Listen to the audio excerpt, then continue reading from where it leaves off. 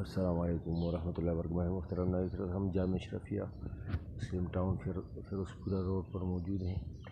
ये तारीख़ी मदरसा, इसके बानी मौलाना हसन साहब रहमतुल्लाह अलैह थे और अभी इसके मुहतमी मौलाना हाफ़िज़ रहीम साहब दामद बरकातुहू हैं।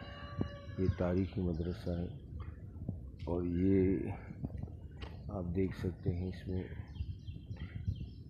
ये हमारा जामिया अशरफिया के शोबा हिफ़्ज़ नाज़रा और दर्स निज़ामी का शोबा है। यहाँ पर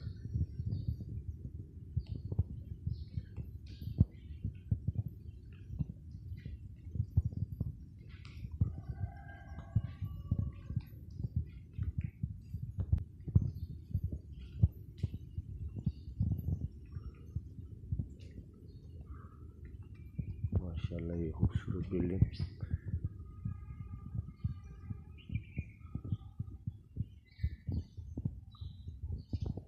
तीन मंजिला इमारत है। इसमें शोबा हिफ़्ज़ नाज़रा और दर्स निज़ामी किताबें यहाँ पर पढ़ाई जाती है।